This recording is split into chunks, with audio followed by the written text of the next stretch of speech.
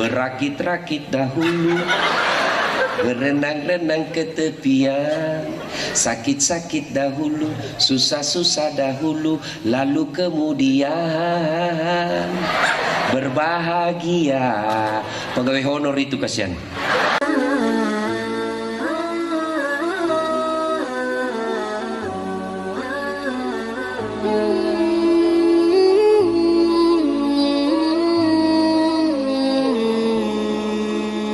Alhamdulillah, alhamdulillahi rabbil alamin, wa bihi nasta'inu ala umurid dunya waddin. Ashhadu an la ilaha illallah wa ashhadu anna muhammadan abduhu wa rasuluh. Allahumma salli ala sayyidina Muhammad wa ala alihi wa sahbihi ajma'in. Amma ba'd. Faqad qala Allah subhanahu wa ta'ala fi kitabil karim wa huwa asdaqul qailin. A'udzu billahi minasyaitonir rajim. Bismillahirrahmanirrahim. Ya ayyuhalladzina amanu taqullaha haqqa tuqatih wa la tamutunna illa wa antum muslimun.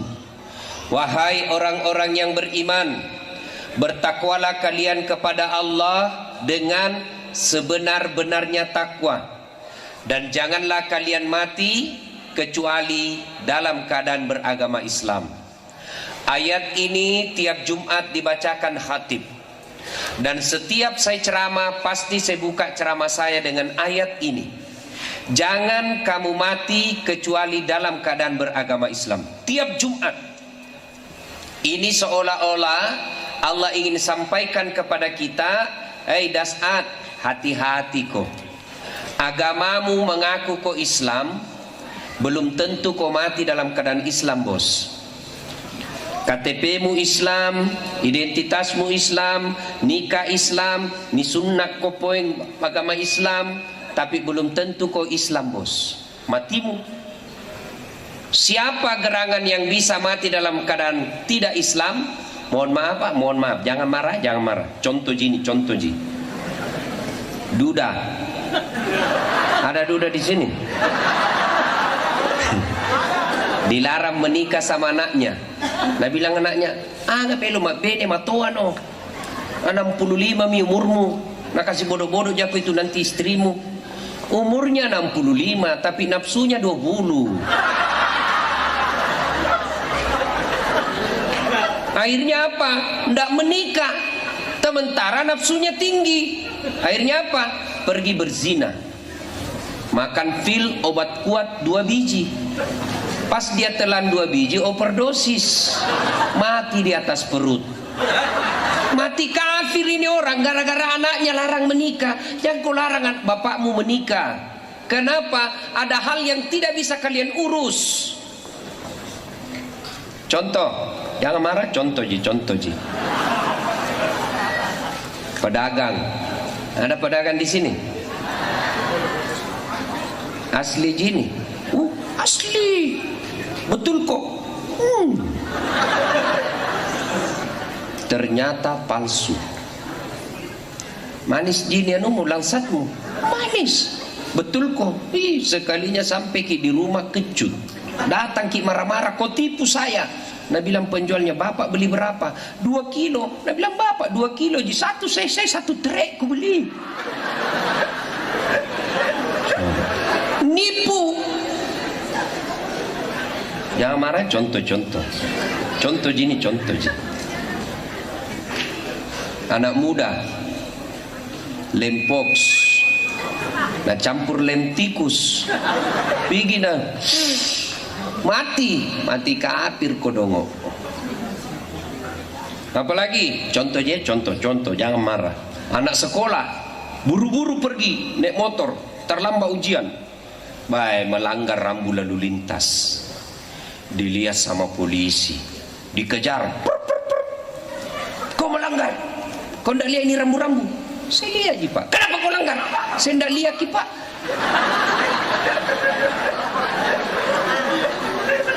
Jadi pengadilan 250, atur damai saja. Berapa? 50, dia 40 juangku pak.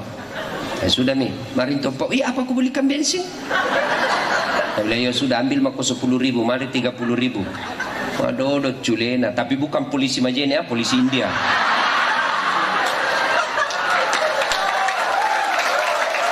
Polisi India. Polisi Majene Pak luar biasa, bikin tabligh akbar rame begini. Kalau majelis taklim mau undang nggak bisa kok. Untung ada polisi ngundang saya, masya Allah. Saya senang sekali kalau polisi ngundang, protapnya jelas. Dijemput pakai yung yung yung yung yung, masya Allah, biasa. Nah, ibu bapak, saudara-saudara sekalian, insya Allah Pak, kita tidak akan mati dalam keadaan berzina. Kita tidak akan mati dalam keadaan berjudi. Kita tidak akan mati dalam keadaan lagi jual barang haram. Tapi yang bisa membuat kita mati kafir gara-gara mulut makan barang haram. Itulah sebabnya selalu diingatkan, jangan kamu mati kecuali dalam keadaan Islam. Dan yang membuat kita bisa mati kafir yaitu gara-gara makan.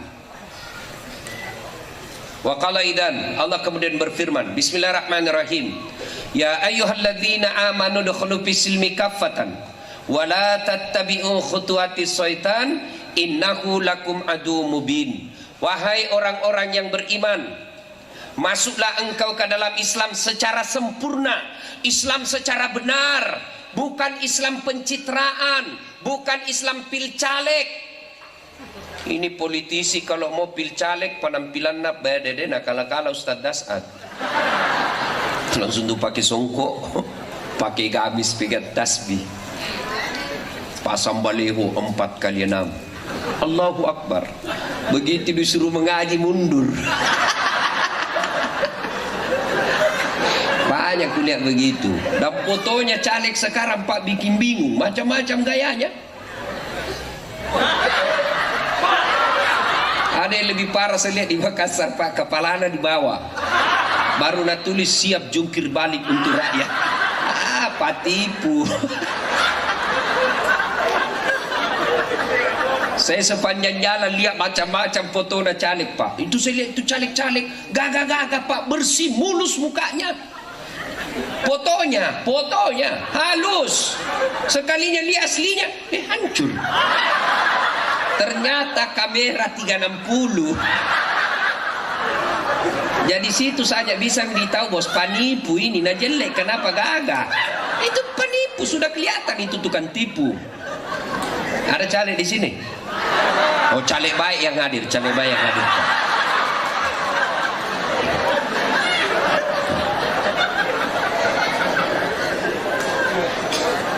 Wala tattabi'u khutuwatis syaitan, dan janganlah engkau ikuti langkah-langkah setan, karena sesungguhnya setan itu musuh yang nyata bagi kalian.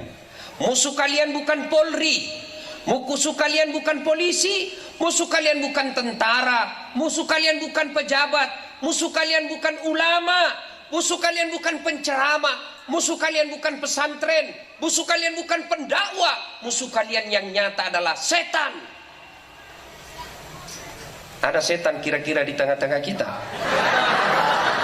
Ada bos. Setan apa? Setan handphone. Orang sudah ceramah masih menggesek. Dengar mau gue dulu ceramah. Simpami dulu itu HP nu. Katanya mau dengar ceramah sih Buji. Aku tahu Ji mau kau pamer HP-mu. Simpan dulu HP, simpan dulu. Itu pernah kak ceramah Pak Kapolres tuh lagi asik mah ceramah ini, tiba-tiba ada ibu nah belakangi kak, barusan ada orang ku ceramah nah belakangi kak ini, ternyata nambil HP na mas selfie. Selfie na urus su. Baru selesai nah langsung nasir latar belakang das atlatif. Saya udah jadikan background. Tua-tua kajili-jili. Masya Allah. Yang pasti Pak, yang mampu mengalahkan setan malam ini adalah mereka yang berdiri. Ini yang berdiri nih Pak, hebat, dia kalah itu setan. Kenapa? Bapak berdiri di sini mau dengar dakwah. Kalau berdiri dengar dakwah Pak, capek pasti bisik kok setan, pergi mau, capek kok. Tapi bertahan Pak, nah kalah setan semua ini Pak, luar biasa. Tentu yang berdiri beda pahalanya, yang beda kunyi ini ya, kunyi kursi. Dan ada kue-kue di depannya, beda pahalanya dengan yang berdiri. Dan juga beda pahalanya yang merokok. Masya Allah. Mari kita dengar dakwah. Wa qala idzan, Allah kemudian berfirman, Bismillahirrahmanirrahim. Innallaha wa malaikatahu yusalluna 'alan nabi ya ayyuhalladzina amanu sallu 'alaihi wa sallimu taslima. Sesungguhnya Allah dan para malaikatnya bersalawat kepada Rasulullah Muhammad sallallahu alaihi wasallam, maka wahai orang-orang yang beriman, bersalawatlah kalian kepada Rasulullah dengan sebaik-baik salawat. Sebaik-baik salawat. Nah, saya perlu luruskan kenapa tadi Bapak Ibu disuruh berdiri, bukan menghargai dasat latif, tapi menghargai salawat yang kita baca. Saya ini orang biasa. Kenapa kita berdiri? Karena tadi kita bersalawat. Siapa yang bersalawat, maka Nabi pun bersalawat kepadanya. Salawat itu artinya mendoakan. Jadi kalau Bapak bersalawat sesungguhnya kembali kepada diri Bapak sendiri. Ibu Bapak yang bersalawat tadi sesungguhnya Allah mencintai Bapak Ibu. Ibu Bapak, saudara-saudara sekalian yang saya hormati, teristimewa Bapak Kapolres, Bapak Wakil Bupati, Bapak Kajari, Ibu Pengadilan Negeri, dan mohon maaf saya tidak bisa sebut nama tak satu-satu, samping kasih habis waktu. Juga sejujurnya saya tidak tahu nama tak. Bapak saudara-saudara sekalian, mari kita cerita sedikit. Ya, satu, saya bukan mau ceramah, saya cerita-cerita saja. Satu kali Nabi kumpul sahabat, nah pasti punungi sahabat Nabi tak, makutani Nabi tak. Bertanya Rasul, atadruna manil muflis? Saudara-saudara sekalian, tahu kau siapa yang bangkrut nanti di akhirat? Merugi di akhirat nanti. Macam-macam jawaban sahabat. Yang tidak sholat ya Rasul? Oh tidak, dia baik sholatnya, sunnah rawatibnya jalan. Yang tidak puasa Ramadan ya Rasul? Lengkap puasa Ramadannya, Senin Kamis juga jalan. Yang tidak bayar zakat ya Rasul? Oh dia bayar zakat, dia bersedekah. Yang tidak haji ya Rasul, padahal dia mampu, dia haji, bahkan dia pergi umroh. Heran semua sahabat, kalau begitu siapa ya Rasul? Nabi lalu menjelaskan, jarusu wa khati'ur rahim, tetangga yang jahat sama tetangganya dan yang memutuskan persaudaraan. Bingung semua sahabat, kenapa bisa ya Rasul? Dia baik sholatnya, dia bagus puasanya, dia bayar zakat, dia naik haji, kok bisa bangkrut? Nabi lalu menjelaskan, betul, hablu minallahnya baik, tapi hablu minan nasnya rusak. Akhirnya apa? Ketika di pengadilan kelak, bukan pengadilan dunia ya, pengadilan akhirat, pengadilan seadil-adilnya. Nah, dia store salatnya. Ya Allah, ini salatku. Datang tetangganya, tunggu dulu Tuhan. Pernahkah itu tetangga di masjid? Terus, nah fitnah kak. Maksudnya, nah tuduh kak selingkuh. Kenapa bisa? Nah bilang, anakku yang lurus rambut. Nah bukan anakku, karena bapaknya suamiku keriting rambutnya. Anakku lurus rambutnya, dia tidak tahu. Padahal itu anakku lurus rambut. Nah karena sudah rebonding. Gara-gara fitnahnya satu kampung membenci saya. Saya minta keadilan ya Allah. Ma pedik nyawaku, sakit hati kak. Nah fitnah begitu kasihan. Saya minta keadilan. Allah lalu berfirman, memang hari ini adalah hari ditegakkannya keadilan. Tidak ada satu perbuatan yang tidak dibalas. Oke, ambil sholatnya itu.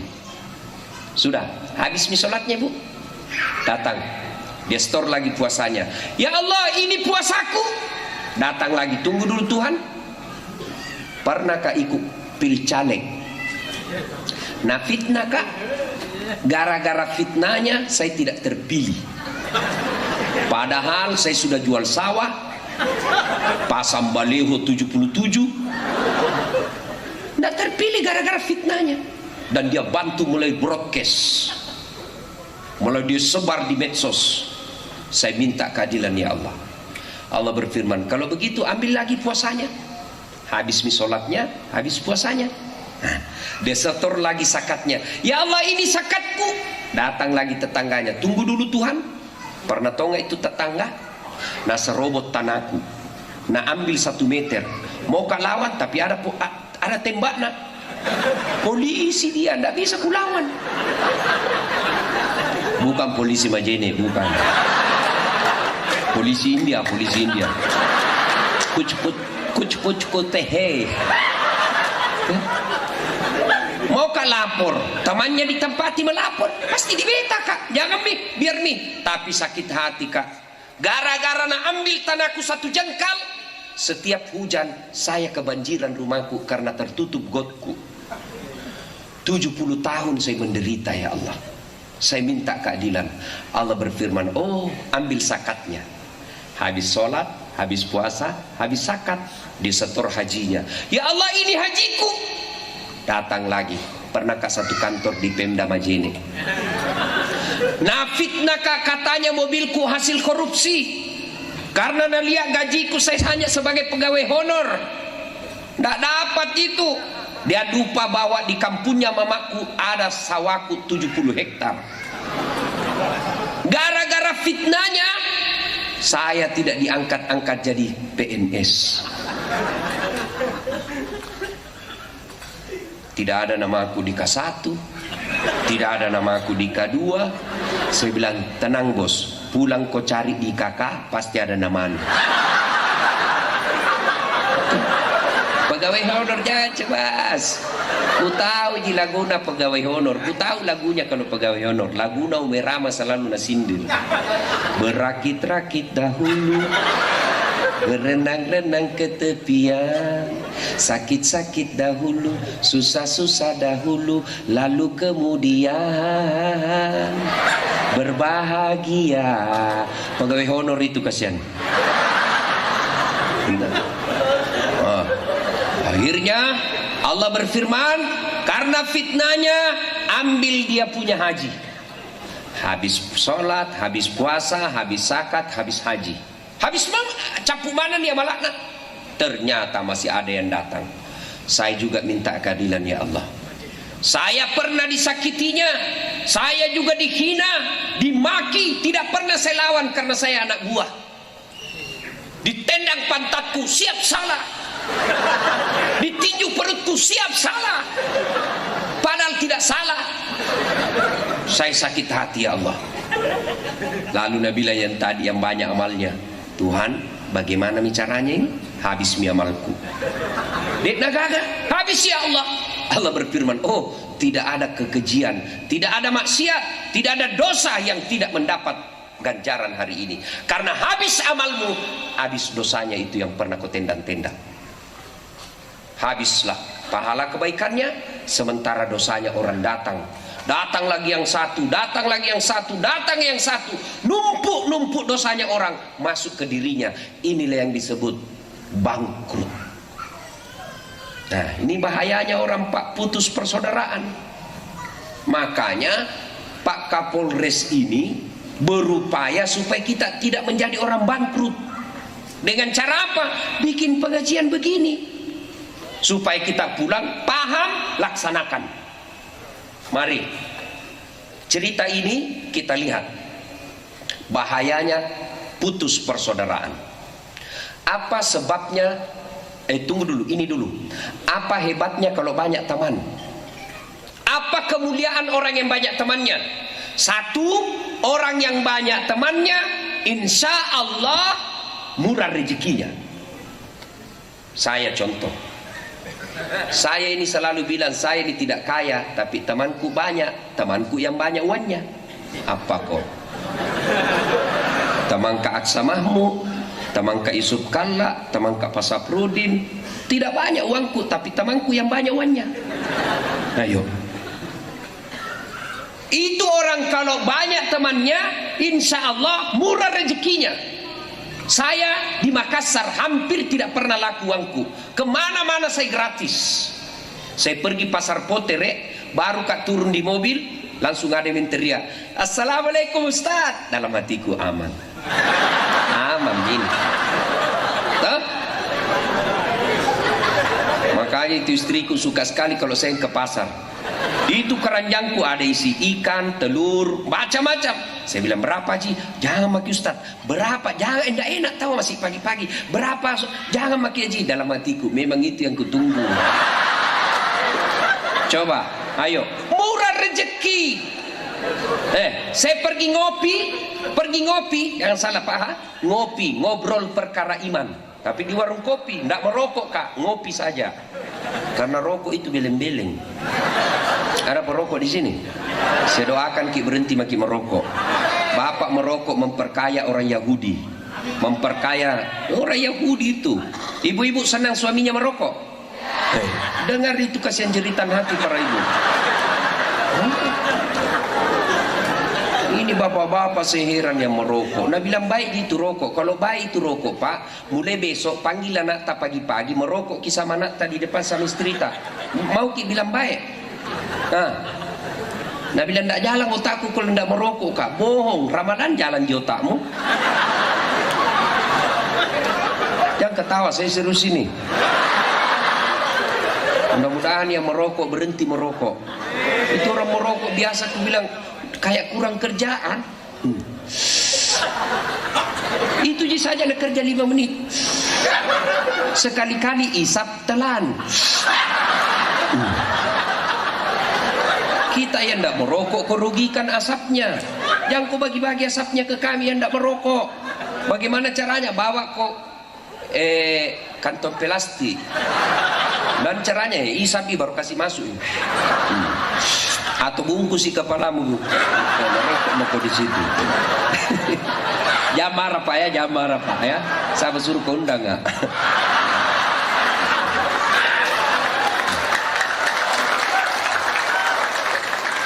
Nah, pertama, orang yang banyak temannya murah rezekinya.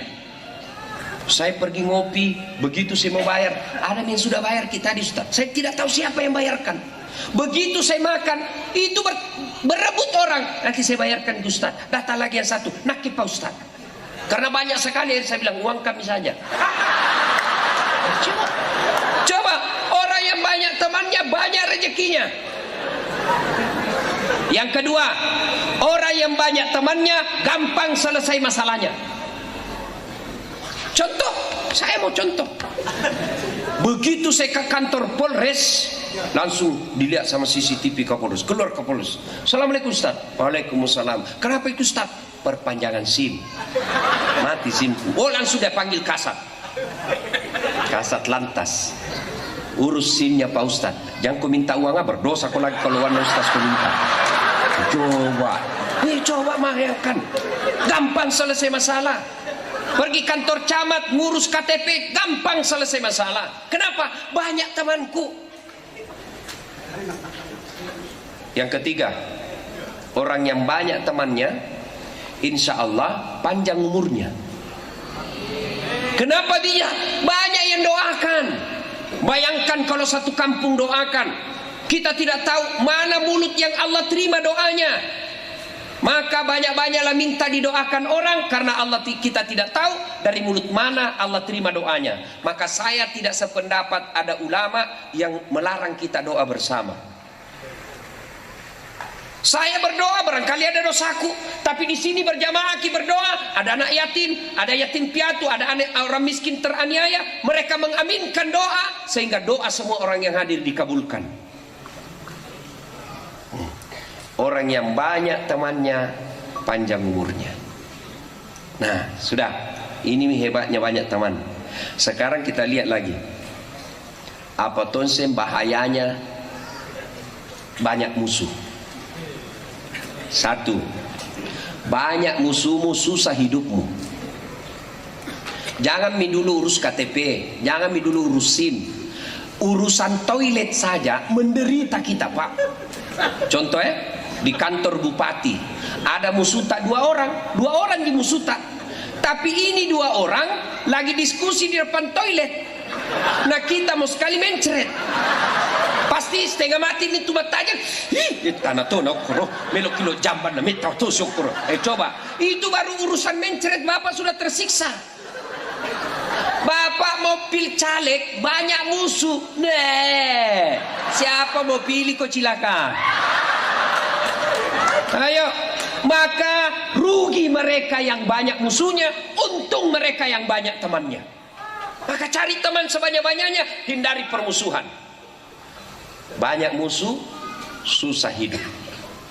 Mau pergi urus KTP, nacu tangki orang, jadi sifat itu jangkau.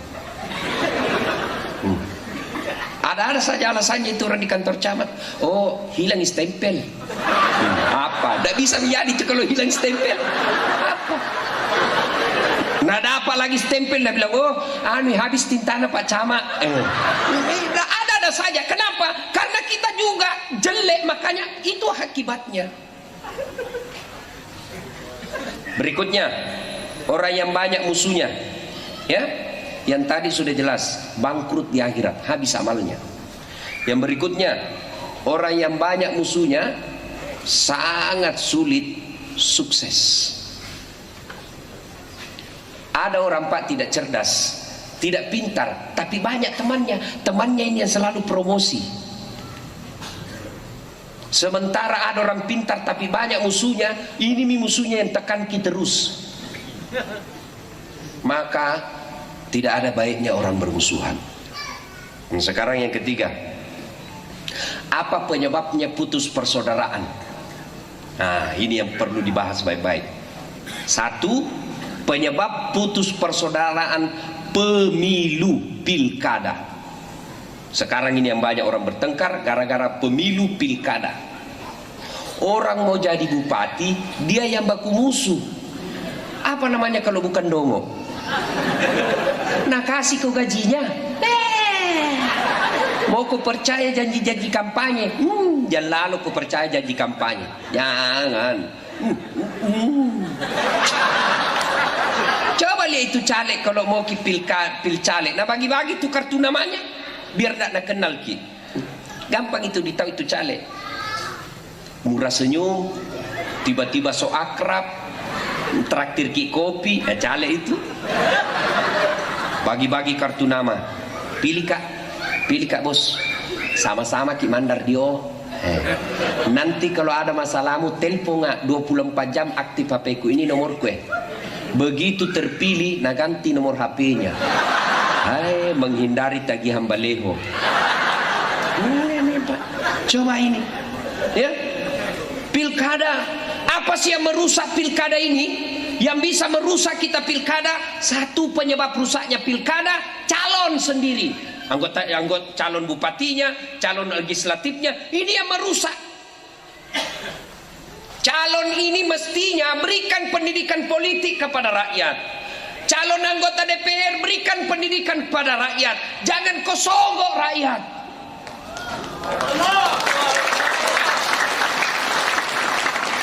Ini tidak nyogok rakyat. Dia bilang apa? Jangan kopi sosialisasi, gampang kasih serangan fajar. Akhirnya apa? Masyarakat juga tulis siap menerima serangan fajar. Kenapa negara kita hancur ini Pak? Karena kadangkala ada yang mau menyogok, ada yang mau disogok. Coba kalau ada orang mau menyogok tapi tidak ada orang mau disogok, tidak jalan itu uang. Kalau Bapak ini rusak negara kita, para caleg yang perusak negara kita ini yang money politik, nyogok, maka tolong para caleg jangan biasakan nyogok rakyat. Bagaimana cara supaya terpilih Ustadz? Sampaikan visi misi, apa yang kalian mau lakukan. Saya punya pengalaman ikut pilkada Pak di Makassar. Apa yang saya lakukan? Saya door to door, saya datang ke rumah. Saya tahu, meskipun saya tahu, oh ini sudah ada yang pilih, ini pemilihnya ini, saya tetap naik silaturahmi. Saya cerita kenapa saya masuk, saya cerita apa sebabnya, apa visi misi yang saya mau lakukan. Setelah itu dia paham, baru dia bilang, sebenarnya sudah aku janji ini Pak Ustaz, tapi tanam maki 5 aja di sini, insya Allah aku kasih ki 2. Itu Pak, jangan bayangkan fulus. Kita juga masyarakat Pak, jangan mau disogok. Bapak dikasih ini juga kan kita kadangkala marah lihat orang korupsi, marah mau mengamuk, mau dilempar itu televisi, lihat itu koruptor. Tapi kita juga yang mengajari mereka korupsi. Kenapa? Karena sebelum dipilih kita minta memang maki uang. Diajak sosialisasi, apa kita bilang? Ada lagi pembeli rokoknya. Kalau Bapak mau memperbaiki negara ini, mulai dari diri kita sendiri. Gimana caranya Ustadz? Jangan mau disogok. Bapak tahu itu di akhirat nanti orang yang makan sogok. Dikisahkan ketika Nabi Isra Mi'raj, ada orang disiksa dalam telaga api neraka. Ini air tapi api neraka. Dia menghindar dari api neraka ini, dia meminggir ke kiri, minggir ke kanan. Dia menepi, tapi begitu dia menepi, dilempar lagi sama malaikat penjaga neraka. Pergi kok, jangan menepi. Lari lagi ke sana, dilempar lagi, disambiti lagi, dilempar, direndam, dicelupkan, dibakar lagi. Nabi bertanya, Jibril, siapa itu Jibril? Itulah umatmu yang suka makan barang sogo. Coba, jadi masa gara-gara 300.000 moski direndam di neraka? Kalau 300 miliar masuk akal ji. 300.000 leh, tolo-tolo. Coba, ayo Pak, sebentar lagi ini mau pilkada, pemilu. Ada orang sogok mau perbaiki negara, bagaimana caranya? Ayo tolong videoi. Bapak mau sogok saya, ikut video ya. Sudah itu bawa di polisi, bawa ke Panwas. Panwas tangani secepatnya, polisi tangani secepatnya. Coba tentara ikut mengawas, 2-3 orang saja Pak di video ditangkap begitu, insya Allah kedepannya tidak akan ada lagi terjadi begitu. Mari belajar politik, ya, tidak usah kursus ilmu politik. Bagaimana caranya? Politik praktisnya, jangan terima sogok. Dan orang yang mau menyogok, berhentilah untuk menyogok. Jangan menghina masyarakat dengan menyogok itu.